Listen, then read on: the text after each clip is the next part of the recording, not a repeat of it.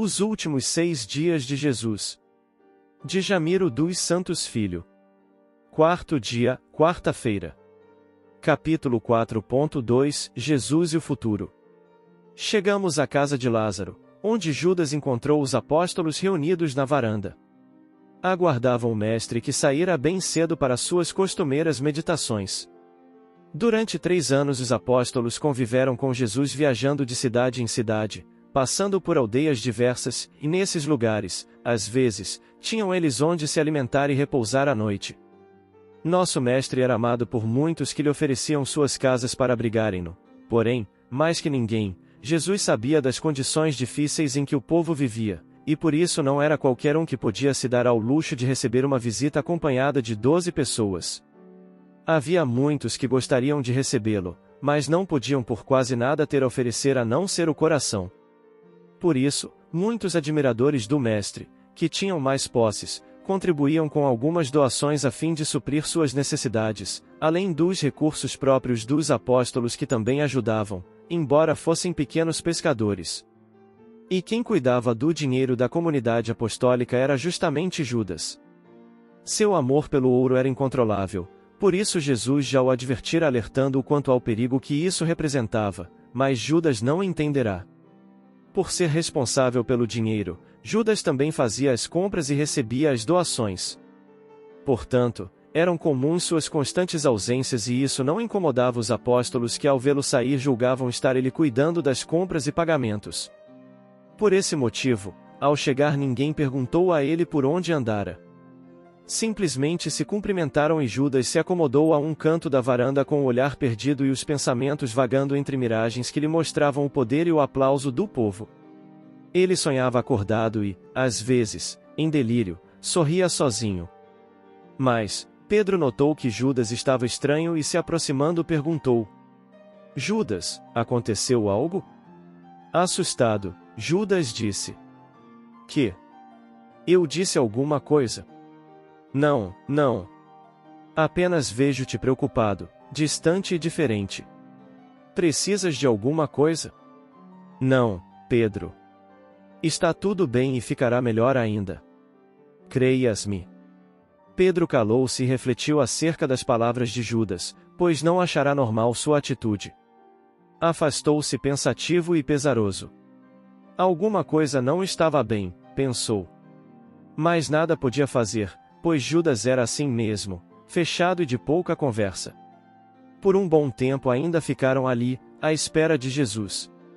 O tempo passava lento, principalmente para os apóstolos que se mostravam preocupados e receosos de que a qualquer momento os soldados pudessem chegar a fim de prendê-los. Finalmente, Pedro falou: Olhem, pois o mestre está chegando.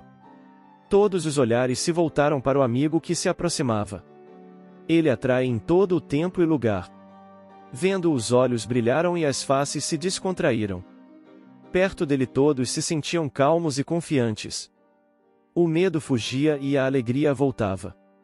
Os apóstolos se levantaram, Marta e Maria chegaram até a porta e com largos sorrisos ele foi recebido, envolvido em carinho e atenção. Sua rápida ausência na parte da manhã fora o bastante para deixar um vazio que nada preenchia. Ao chegar, ele a todos afagava como o pai carinhoso que afaga os filhos queridos. Nenhum ficou sem o olhar, o sorriso ou o toque de suas mãos. Quando seus olhos azuis encontraram os de Judas, este buscou desviá-los como a esconder algo, mas como esconder do mestre? Era impossível. Ciente de tudo o que se passava com Judas, ele se aproximou e colocou a destra no ombro do apóstolo levando-o à extremidade da varanda. Distante de todos, com carinho nos olhos e na voz, perguntou brandamente: Meu amigo, que tens? Não é nada, Senhor. Insistindo para que Judas abrisse o coração, continuou: Judas, os olhos são as portas da alma, por isso não conseguem mentir, mesmo que a voz diga outra coisa. Sinto-te ansioso e trêmulo. Posso ajudar-te? Senhor, eu farei o melhor por nós, não tenha receios. Agradeço-te, mestre. Jesus olhou longamente, mas Judas não teve coragem de olhá-lo e mantinha-se fugidio.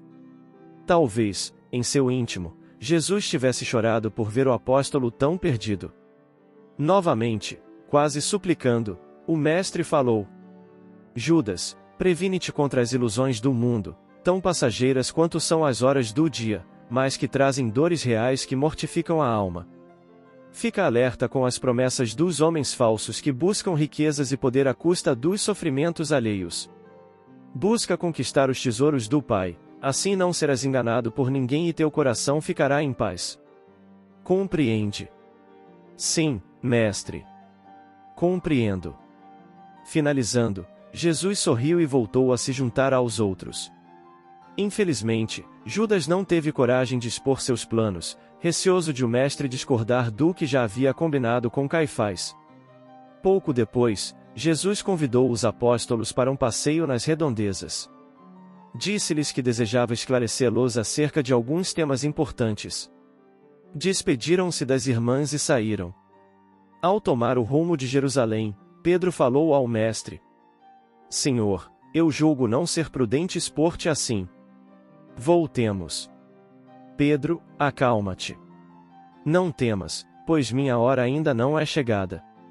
Tiago adiantou-se e perguntou: Mestre, aonde nós vamos? Ao Monte das Oliveiras, Tiago. Vamos conversar. Conversemos aqui, Senhor.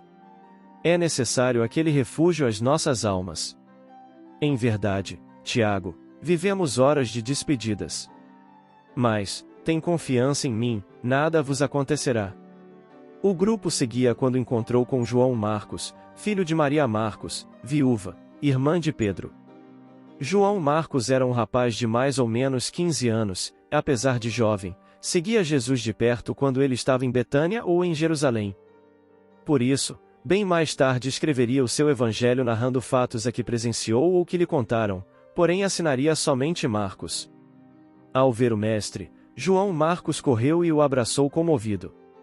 Extremamente carinhoso, o rapaz nutria grande amor pelo mestre Jesus e dizia que somente não o seguia por ter de cuidar de sua mãe, mas aplicava em si as palavras ouvidas. Depois de abraçá-lo, João Marcos disse: Senhor, tua mãe chegou à cidade e pediu-me que te avisasse. Ela veio com uma caravana desde Nazaré, e disse que deseja ver-te. Dize-lhe, João Marcos, que a verei amanhã. Agradeço-te por vir. Retomaram, então, o caminho para o Monte das Oliveiras. Ali chegando, buscaram um local afastado e quieto, longe do caminho que cortava o morro. Escolhido o lugar, assentaram-se ao redor de Jesus a fim de ouvi-lo. De onde estavam via-se perfeitamente o grande templo com sua cúpula dourada a refletir raios do sol. A clareira permitia-lhes luz e sombra, além da visão de toda a cidade amada. Então, João falou com orgulho: Senhor, olha como o templo é imenso e belo. As pedras dão-lhe segurança e suas ornamentações são ricas como nenhum outro, não é verdade? Sim, João. O templo de Jerusalém é imenso, mas tempo virá em que isso que vês de tal modo será destruído que não ficará pedra sobre pedra. Isso por causa do orgulho e ambição de nosso povo. Assustado, André perguntou: Mestre, quando sucederá isso? Haverá algum sinal quando essas coisas vão se cumprir? Não vos deixeis enganar por aqueles que dizem ser o Cristo, pois muitos virão em meu nome. Esse tempo se aproxima, assim guardai-vos. Olhai pelas suas intenções, mas principalmente pelas obras. Eis o sinal. Fez-se silêncio e cada qual meditava nas palavras proféticas que acabavam de ouvir, embora fosse difícil acreditar que aquele templo seria destruído, como de fato ocorreu no ano 66 de nossa era. E ele continuou: Meus queridos, haverá guerras, destruição e morte, mas não vos assusteis, pois ainda não será o fim. Levantar-se-á nação contra nação, reino contra reino. Acontecerão grandes terremotos, pestes e fome em muitos lugares e os homens verão coisas espantosas e no céu grandes prodígios. Cremos que com essas palavras quis Jesus dizer que haveria sofrimentos por toda a terra, mas não significava que o fim estivesse próximo, ao contrário, ainda demandaria séculos. Mas, a que fim se referiu o Mestre? Evidentemente não seria ao fim do mundo material, embora destruições generalizadas, e a fome assolem diversas regiões e acreditamos que até doenças de difícil controle poderão ocorrer, mas Jesus se refere ao fim da maldade nos corações dos homens. Basta nas guerras, na fome e na miséria que se alastram pelas nações. E os prodígios no céu nada mais são do que o progresso da ciência que conquistaria o espaço aéreo com aviões, helicópteros, foguetes e satélites. Mas, enquanto ele falava, notei que os apóstolos pouco ou nada entendiam. No entanto, eu sabia que o Mestre falava às gerações futuras, inclusive a eles próprios que voltariam em novas encarnações, quando, então, poderiam entender as suas palavras. E Jesus continuou: Em verdade vos digo que vos perseguirão e vos prenderão por causa do meu nome. Entregar-vos-ão aos governadores, aos reis e vos separarão de vossos filhos e filhas. Muitos perecerão, mas isso servirá para dardes testemunho da verdade que conheceis. Que falaremos diante deles, Senhor? Não vos preocupeis com o que haveis de falar, pois vossas bocas falarão com sabedoria e vossos inimigos não poderão resistir nem contradizer. Dizei o que vos for inspirado, pois não sereis vós que falareis e sim o Espírito Santo. Nesse momento perguntei-me como pôde o mundo não ter entendido essas mensagens. Ele foi tão claro. Ao falar que os cristãos seriam inspirados por um Espírito Santo, eu sorri intimamente, pois estava patenteada naquelas palavras a participação de um Espírito e não do Espírito Santo, a como entendem alguns. Então, Pedro sorriu e perguntou: Então, seremos socorridos nessa hora? Sim, recebereis ajuda dos céus, não duvideis disso. Mas, asseguro-vos que, infelizmente, haverá divisões entre vós. Sereis entregues pelos vossos pais, irmãos e amigos, e a alguns de vós a morte será dada. Todos vos odiarão por causa de meu nome, mas nenhum só cabelo das vossas cabeças se perderá. Pela vossa paciência possuireis vossas almas. Aquele que perseverar até o fim será salvo. E esse evangelho será pregado por toda a terra para dar testemunho a todas as nações. Somente então virá o fim. Depois de ouvi-lo, concluí que não temos do que nos desculpar, pois ele foi explícito em suas palavras. Falou das divisões religiosas e do ódio entre os familiares, causando inimigos e até morte, mas falou também que nenhum fio de cabelo se perderia, isto é, qualquer que seja a sorte do corpo, nosso espírito sairá triunfante. Disse também que vencedor será aquele que perseverar até o fim, pois somente a paciência e o trabalho no bem nos levarão à conquista de nossas almas, ou seja, estaremos a salvo do sofrimento e dos erros que prejudicam o adiantamento de nosso espírito eterno. Finalmente, finalizou suas profecias afirmando que o Evangelho será conhecido em todo o mundo, a fim de que todos conheçam a verdade, e somente então, depois de tudo consumado, virá o fim. Como nós já dissemos, será o fim do reino da terra e o início do reino dos céus. Aquelas palavras pronunciadas com tanta ternura alcançaram minha alma sedenta de paz, e ao mesmo tempo aquietaram-me, trazendo-me esperança no porvir, pois em verdade era isso que ele representava ali, bem pertinho de nós, a esperança de Deus na terra. Eu jamais duvidei disso.